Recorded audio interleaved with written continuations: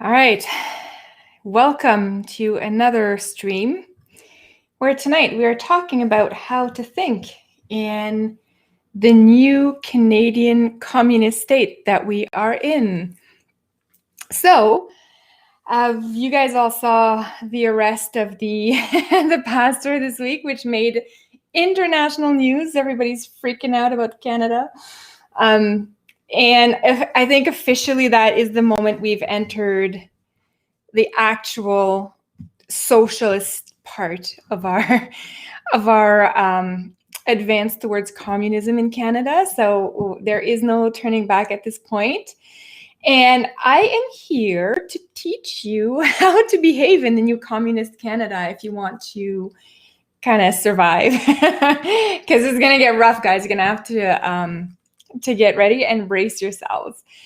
So yeah, Klemper Binks.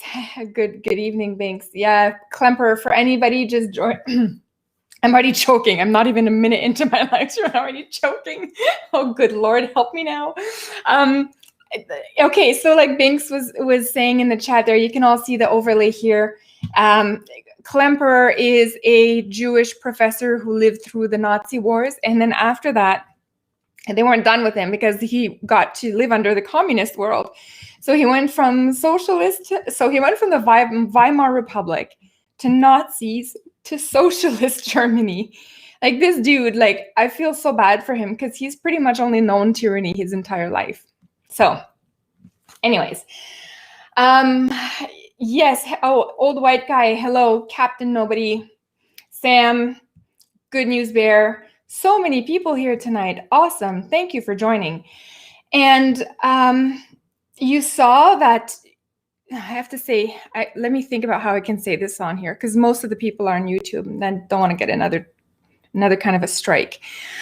But so if you remember in Canada specifically, we had Theresa Tam and what's the other girl's name? The graphic designer.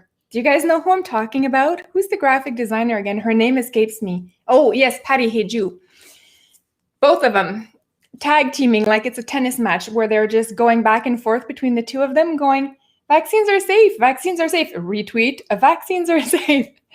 And today in Canada, they pulled the first dose of the AstraZeneca vaccine because they are concerned that it's not safe. I don't know how we still trust the government. I don't know how people are still lining up to get the plasticine. Anyways, yes, Haju, thank you, Banks. Christian Delorme, every time I'm going to say your name like that, eh? Welcome. The played Chihuahua. That is a funny one. A few live streams ago, I had my little Chihuahua in the live stream because she was just at my feet, like doot, doot, doot, begging to come up. And I eventually picked her up, and a bunch of people who were in that stream saw her. So she's my little girl, and she is the cutest dog. She's actually a Texas dog. She was rescued from there, and she was roaming the streets of Texas when we got her. And she was extremely nervous around everybody and extremely just nervous about even just eating. So it took her about 2 years to get her to eat normally and to eat with one of us in the room. So she's finally there. We've got her. She trusts us now. So anyways, that is what the cult of the plague Chihuahua might be referring to. Hello, Point Fire.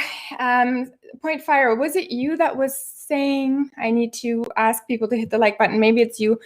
I'm sorry, guys. I have so many comments I go through that sometimes I get you guys mixed up a little bit, and it's no ill intention on my part. I know you guys are not going to get mad at me for what is the comment equivalent of misgendering? It's misremembering the people in the chat, which I suppose could have a very steep penalty on YouTube.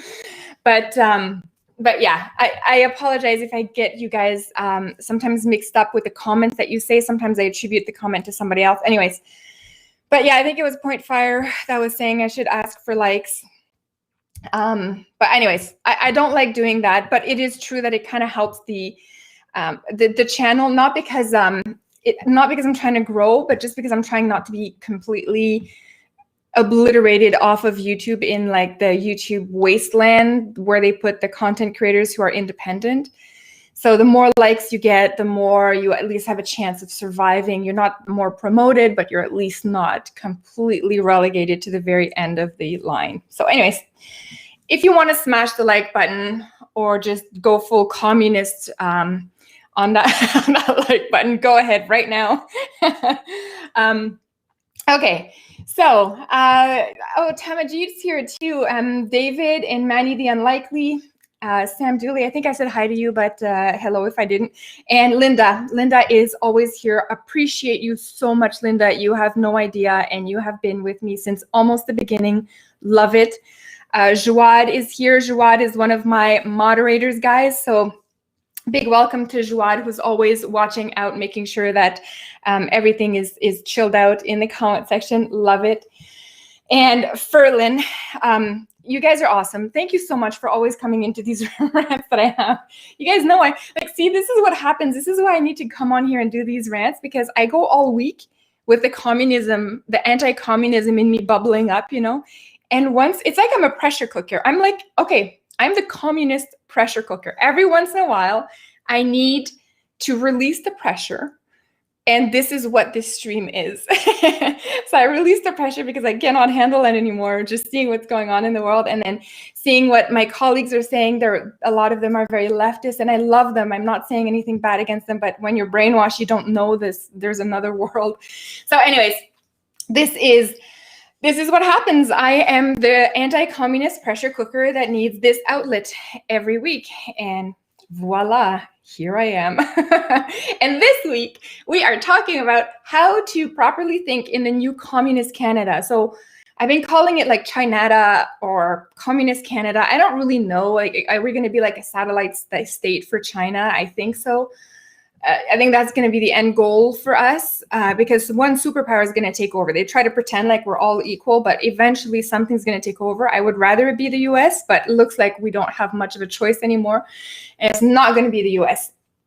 So it's going to be China for Canada. So get ready, guys. And yes, we are going to be looking at the proper way to think in the new Canada, because the way you're thinking today is just not going to work anymore. Yeah, Soviet Kanakistan. I like that. Soviet Kanakistan. It also englobes the Islamists who could be here as well, trying to take over. That just takes over everybody. So yeah, there's the new way of thinking that you're going to have to adopt under Canada. So it's going to be very tough for us, for the first generation of people who are going to go into this new communist state. It's going to be especially tough for us. Our kids are going to be more brainwashed and are going to be more adaptable in a way, and their kids even more, because they're going to know nothing else. So they'll have to have real rebels inside of their world to be able to just handle this. But for us, it's going to be quite the shock. So I'm going to explain to you how you have to think today. Sorry, how you have to think in the new communist Canada. I've considered we've entered it now this week with the arrest of the pastor.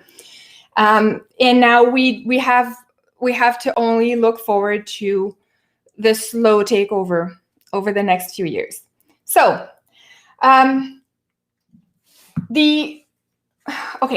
you have to think. Now, right now, we are used to thinking in terms of, general worries that are not ultimately life-threatening generally in Canada. We're kind of like a free country, and we go about our business and we worry, okay, if I lose my job, can I find another one? Like, if I lose my apartment, where will I move? Those are kind of the things that hit us. And that is easy worry, because once you're inside of the communist world, the way you think becomes much more different. So in the communist world, in Canada, communist Canada, Chinata, you will have to think in a paranoid way. You're going to have to think nonstop about, will you get caught by the Communist Party? Will you say something, even if you're a communist yourself, will you say something that is going to betray you and give somebody, one of the informants, a reason to expose you to the Soviet Communist Party, whatever they're called in Canada, the Liberal Party. Let's just call them what they are. It's the Communist Party of Canada, is the Liberals. So you're going to have to think in a very paranoid way. So right now our thoughts are more related to what's the best thing for us? What's the best thing for our kids? How do we go about our daily life? How do we plan long-term? How do we go to retirement? How do we enjoy our vacation? And in the new Canada of probably 2025, this is when you're going to start switching over. You're going to have to start thinking, okay, can I trust my neighbor? If I say this, will it be interpreted in a way that one of the informants around me is going to bring me over to the Communist Party? Am I going to have to go into a gulag, essentially, or whatever it's going to be? It's probably digital gulag, but whatever method they're going to use against us. How do you think your way through that, and how do you behave? So your thinking is going to have to be all-encompassing paranoia, and that is very, very sad. But if you talk to anybody who has survived the communist world, and maybe there are some in the chat here today, maybe some of you guys have survived one of the communist countries and fled to Canada as a refugee, or your parents or grandparents did, and you're here as a refugee, you know what I'm talking about. You know about the paranoia. So it's like, if I talk too loud, will people around me hear what I'm saying? If my child hears my husband and I talking that we don't like the new communist leader, Justin Trudeau, will my child accidentally say something in school and the Canadian Communist Party is going to come? They're going to send their secret police and arrest me. That's going to be the kind of things that's going to go around, and it's going to be far worse because of the digital technology now. So they'll probably have the ability, just by the phones we have, to spy on us. They won't even need informants. That's the difference. They won't even need informants so much as they'll have digital informants in this new communist Canada that we're going into. So it's going to be a whole different way that we're going to have to adapt to and try to survive in, because it won't be pleasant. We're just going to have to get through it. So, oh yes, wait, where's this one? This one made me laugh. Thanks. You're on a roll today. Super fun peace and safety camp. Yeah. and I don't even know if they're going to actually bother putting us in a actual camp. I think they're just going to lock you in your own home. So imagine this, imagine they have like a new digital lock that they put on your door that is controlled by the Communist Central Party somewhere. And they say to you, okay, we're gonna cut your bank account, we're gonna cut your phone line, we're gonna cut your internet access, and we're gonna cut your ability to communicate with the exterior world. And we're gonna put a lock on your door, and we're gonna lock you in your house. And you won't, like, it's gonna be on your windows too. Like, I'm not, but it's gonna be really tough to get out. That might be the 2025 gulags of Canada, because I don't know that we have the proper infrastructure to move people where we need to move them, to properly put them in gulags. And I think the government will find it far easier to just lock people in their own homes. It's kind of like what China did at the start of this COVID virus, where they actually just decided, we'll just lock them in their own home. We'll put bars, like weld the door shut. I think Canada will be more civilized in a way, or more, at least more advanced. So instead of just welding your door shut, they're going to actually put like a controlled thing, and they're going to let you go out like once a week to get your groceries, if they don't even just drop bread at your door. Maybe that's what they're going to do, just drop bread at your door and let you open the door once a week to go and grab your groceries for the week, your rationed groceries. And it's going to be like disgusting bread and maybe 2 potatoes and a jug of water, because they'll cut your water supply as well. Honestly, the stuff that goes through my brain when I think about this, like mixing the Stalin view with the new age view of digital, like I have a lot of fun. It's not good. I wish I thought about different things, but this is kind of where my brain goes all the time. And the more, like, I've just seen Canada go in the last few months, like the last year, and I'm just like, you know what? We're kind of screwed now at this point. The last thing for me, like the last kind of straw, was the arrest of the pastor there, Artur Pavlovsky, who was, I think he was in Alberta. He was arrested in Alberta.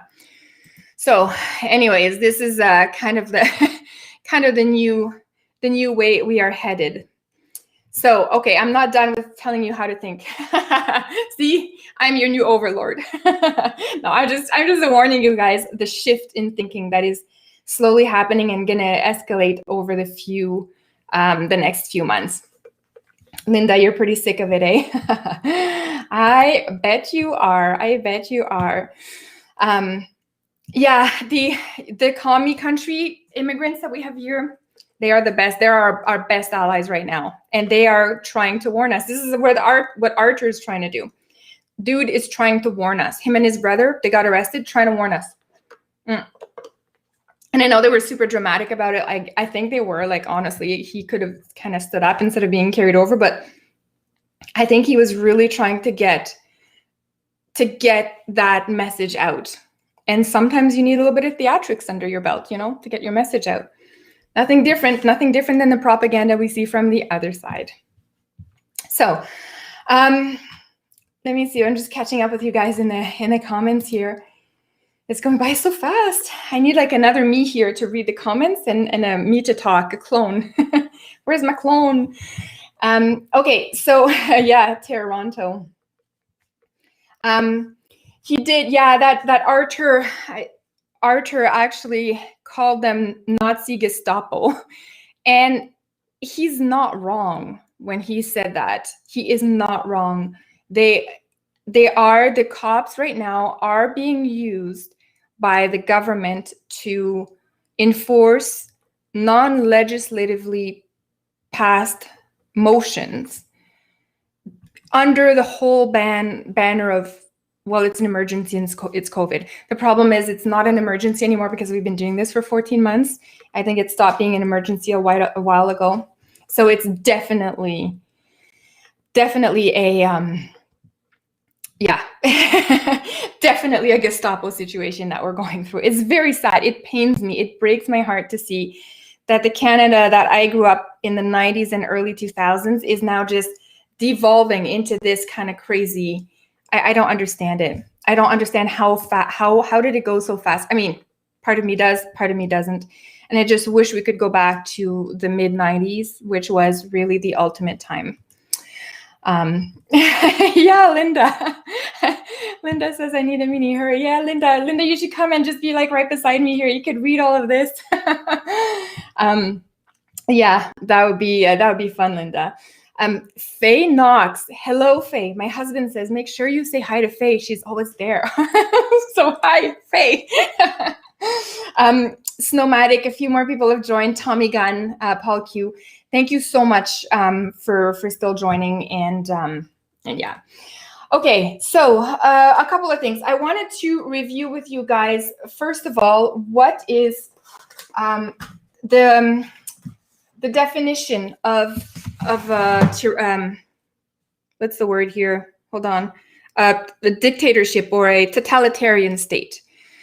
If we cover that, then you'll start to see how it really is becoming like that in Canada. So I'll just cover the definition now. And the definition that I have, so if you guys remember back when I did the video, this is like 2 years back, but the video on The Red Famine by Anne Applebaum, this is another book I'm reading from her, and she found some people that gave the origin of totalitarianism, and they came up with a kind of a really good definition of it. And so basically, for you to be considered a totalitarian state, you need for 5 things to happen. And this is what's been observed in all totalitarian countries. This has been the same. It's been uniform and it's been adapted in all of those countries. So it's a fairly safe definition. For any real history buffs, nerds out there, I'm a nerd. Carl Friedrich in 1956, this is kind of what he said is a totalitarian ideology. So you need dominant ideology. Second thing, you need a single ruling party. You need then, third thing, a secret police force that is prepared to use terror. I hope I say that properly. Terror. Secret police force prepared to use terror. Monopoly on information, and a planned economy. So if you think about it today in Canada, we have virtually reached that state now. So the only thing that is not something that we can say, okay, it's totalitarian in Canada, is if you say single ruling party. My argument is that the Conservatives and the Liberals is the same party. They are the same. Their ideology is the same. The way they conduct themselves is the same. The way they've conducted shutdowns is the same. There is no difference. So when we look at it that way, it is, I would consider Canada to be a pre-totalitarian state, because we just need a few more rulings, a few more motions to come about, and a few more bills to pass, like that C-10 bill, which I also did a video on. You have to have a few more things happen. And that is where we are going to see that Canada is going to become that totalitarian state definition.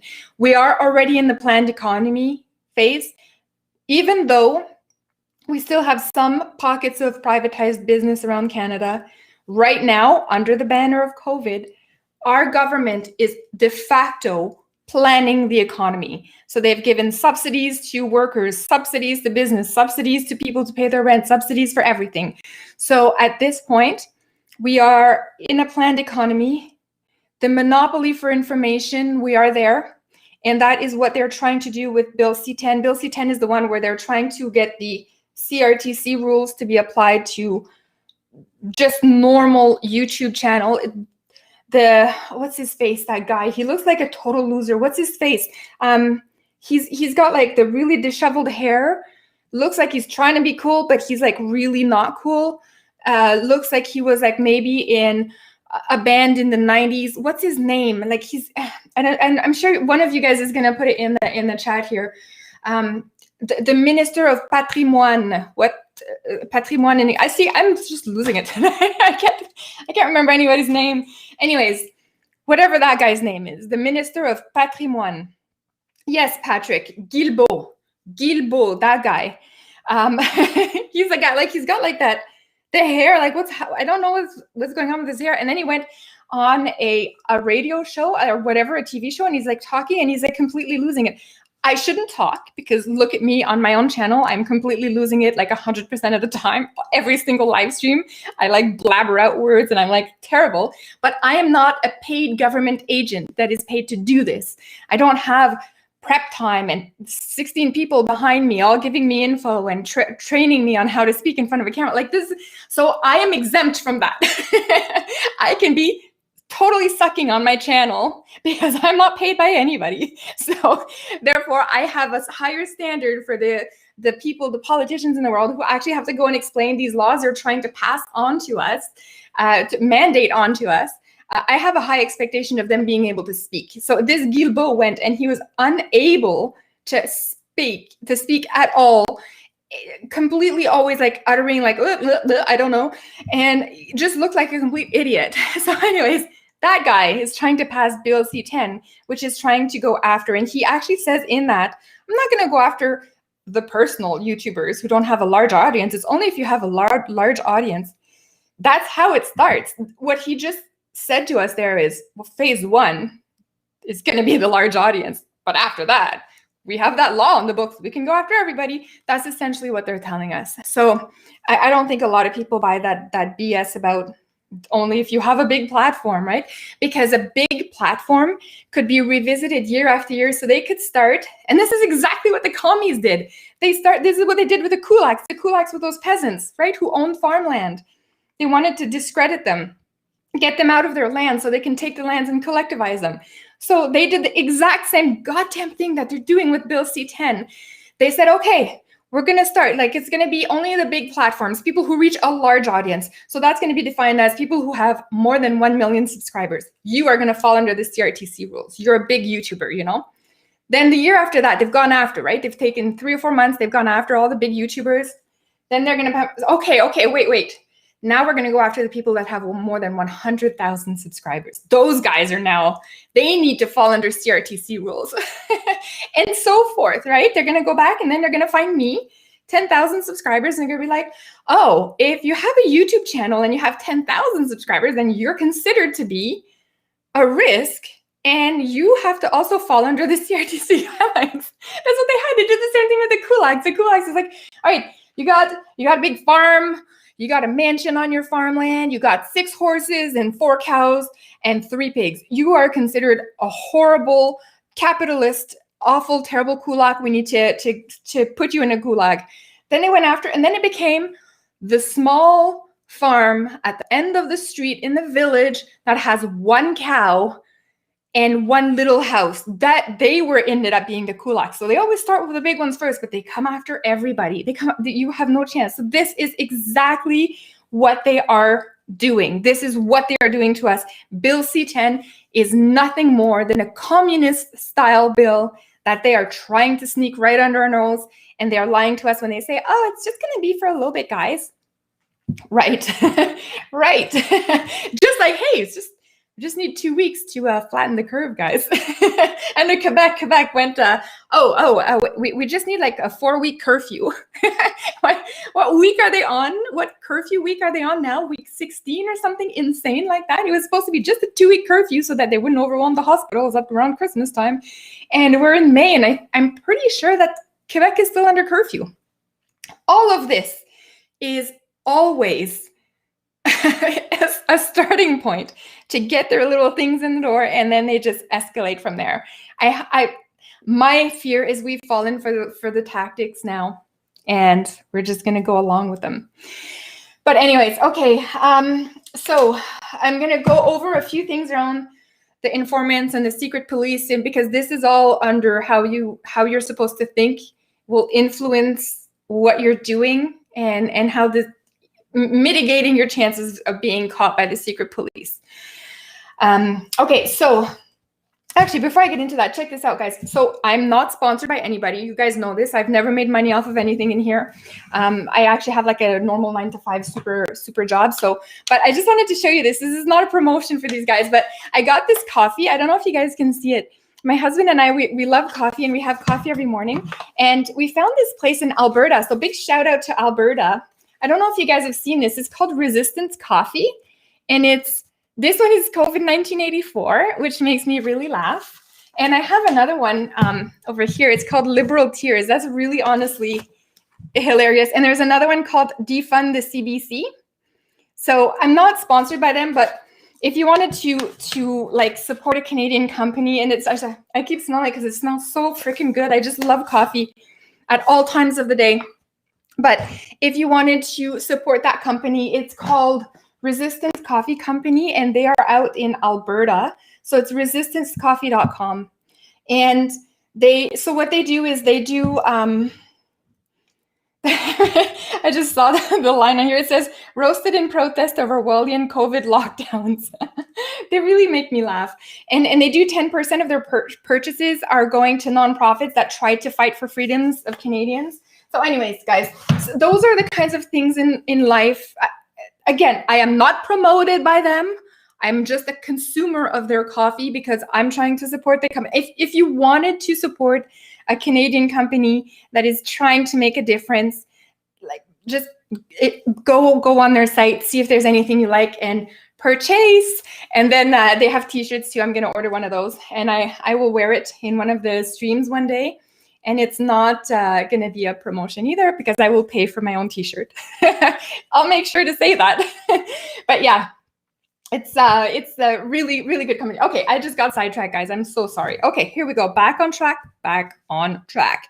So there is a joke about not thinking when you work in when you live and work in a communist environment. But I just don't have to think. Let the government do that for you. But as you've seen tonight, my argument is really that you have to think all the time, and it turns into the paranoia type thinking where you're just all the time worried about what's going to happen. And so one of the biggest things that totalitarian governments or regimes will use is going to be the secret police. So, like we've all heard about the USSR had their NKVD, which became the KGB. Then the Nazis had the Gestapo, and then the Stasi under Eastern Germany. The Romanian had like their Securitat with like a secret police. All of these have had secret police. And what happens with the secret police is they have they plant people everywhere. So you never know. They plant them in your business. They plant them in a coffee shop, everywhere you go.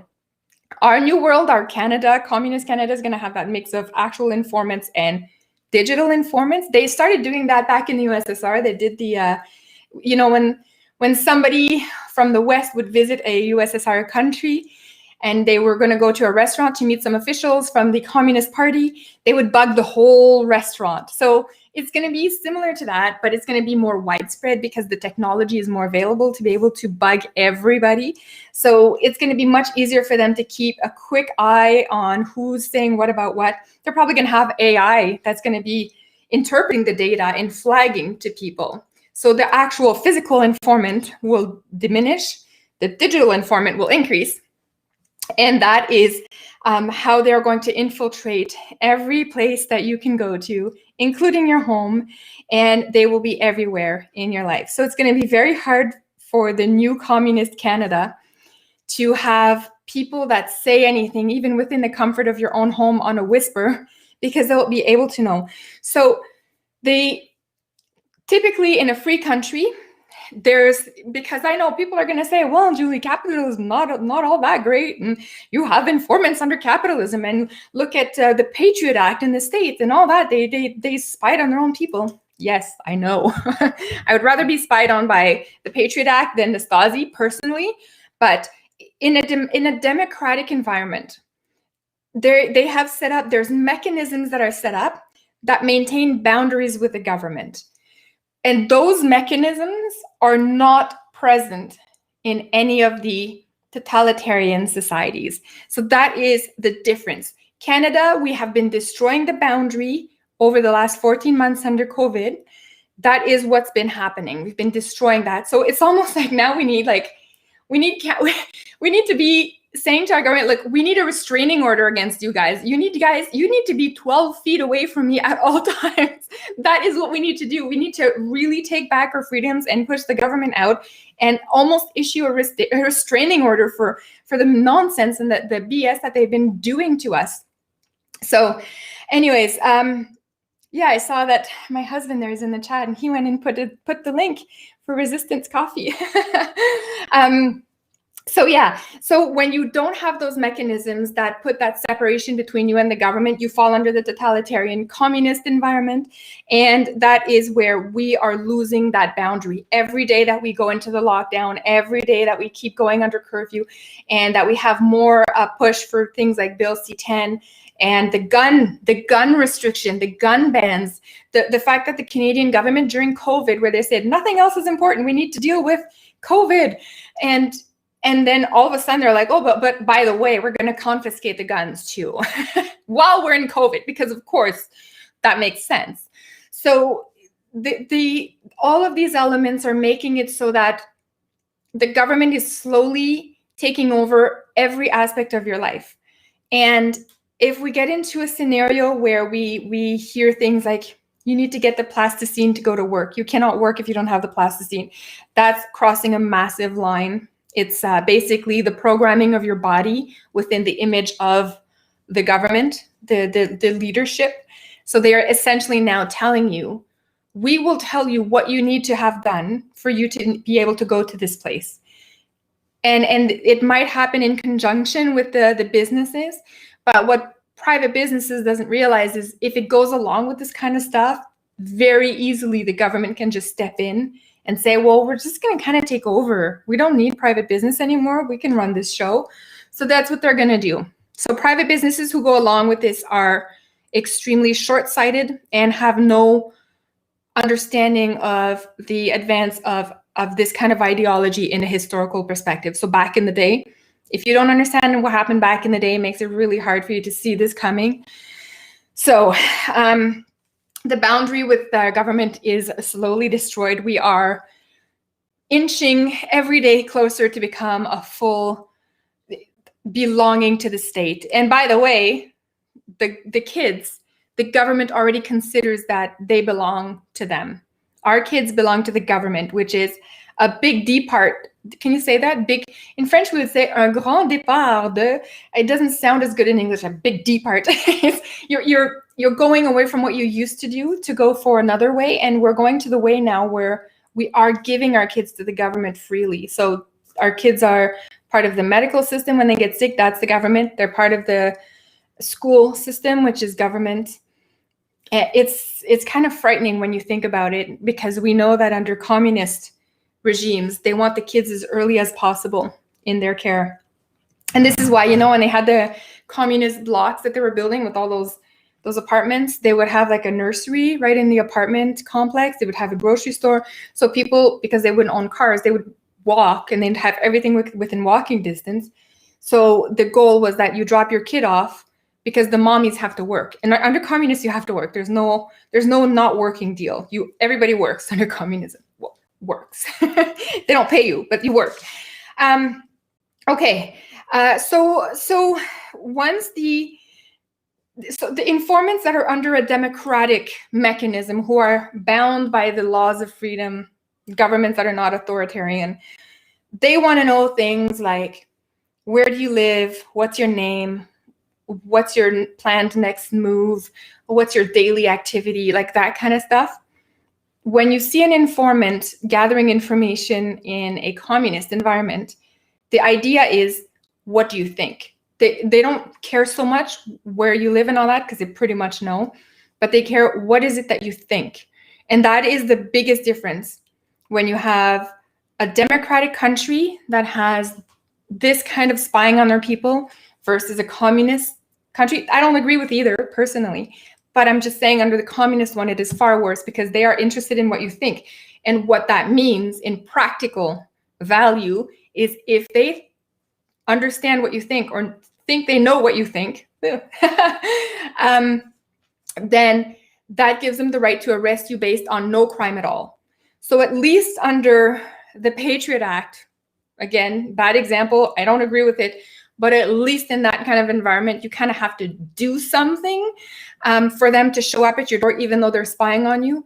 In the communist world, they'll spy on you, and even if you haven't done anything, they suspect you think wrongly or you think against the party, they'll come for you. And that is the main difference. It is the biggest difference between those two types of spying on your own citizens. So I am far more terrified of where Canada is heading, because of the spying on the citizens is going to start soon.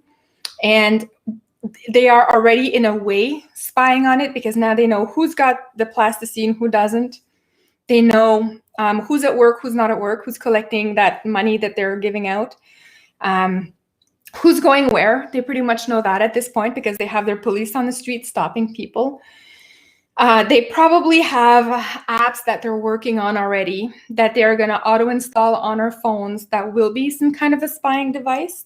So there's probably that kind of thing already in the works.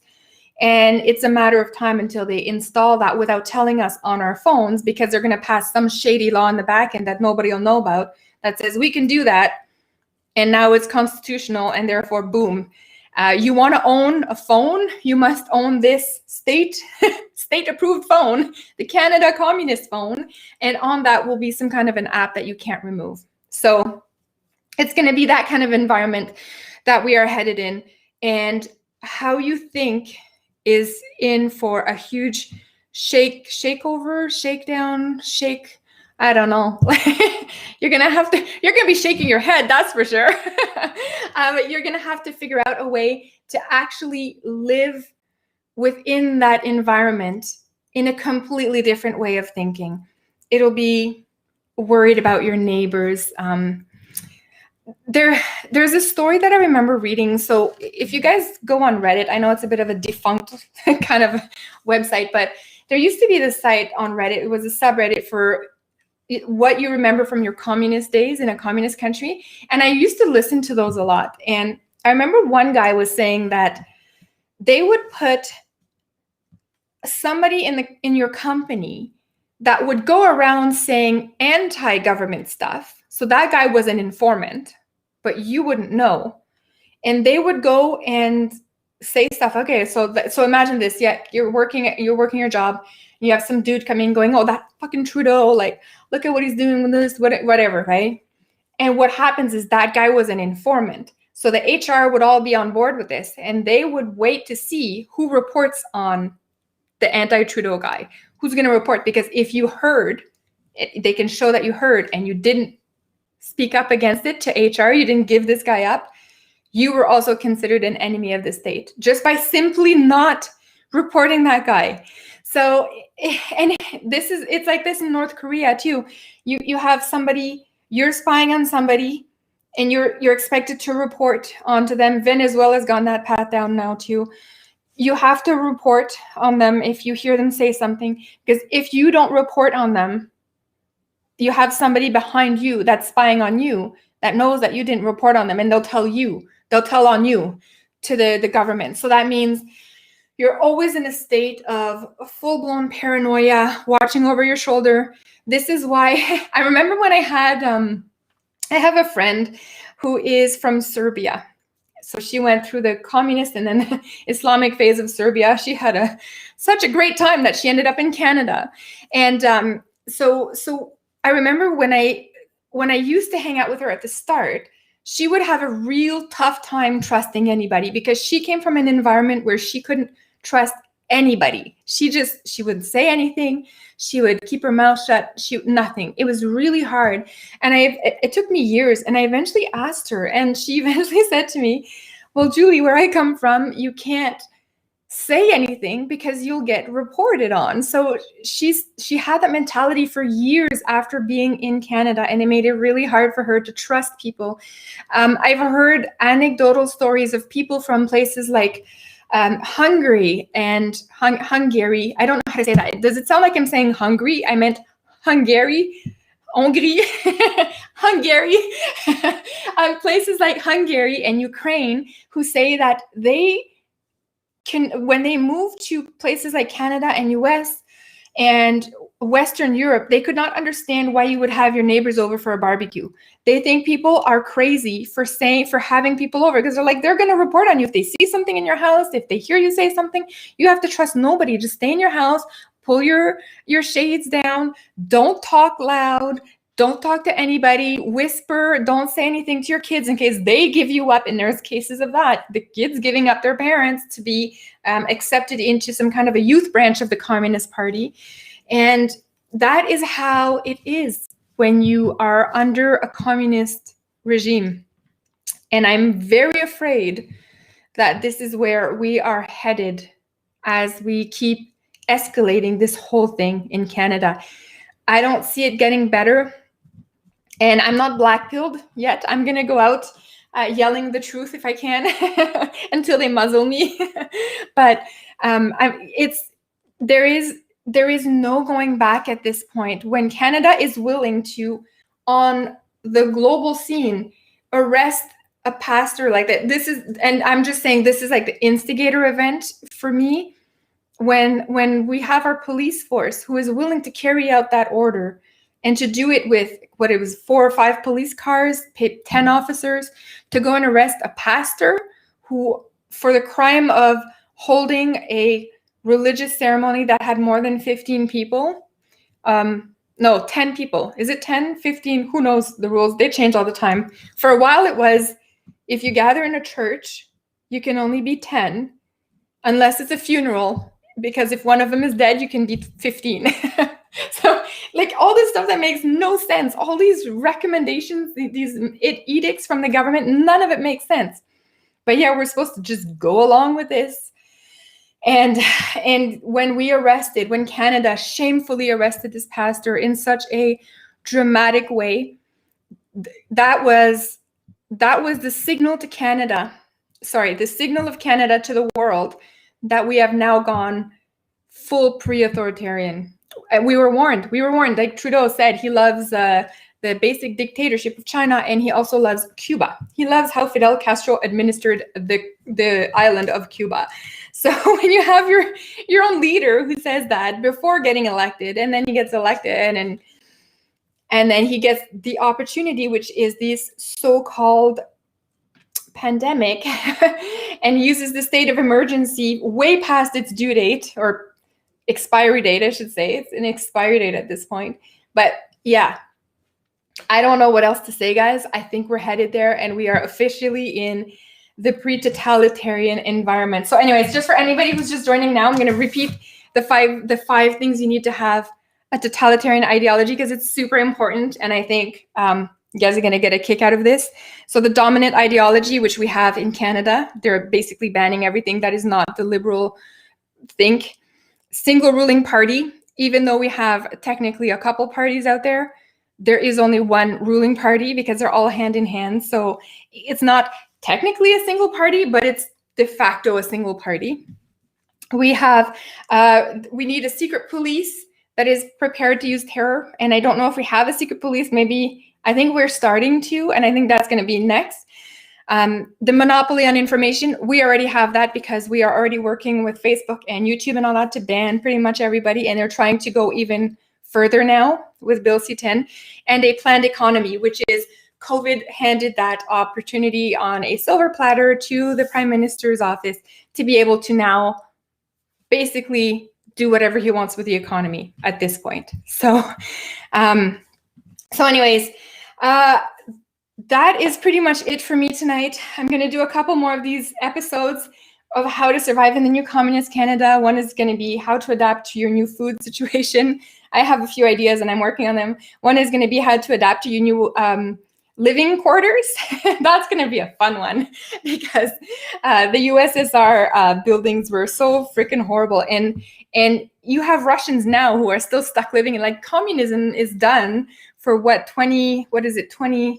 30 years now, almost. Just don't quote me on the math, but about 30 years the USSR is done with their communism there, and the poor now younger generations of Russia are stuck living in the heritage buildings from the communist era. It's awful. There's tons of Russians are making videos about the communist apartments. It's just horrible. But anyways, more and more of these subjects are coming. I'm working on that for you, and I will see you guys in the next videos. And yes, hello to you, Lumpy, from the totalitarian Canada to the totalitarian UK. We are following suit in there.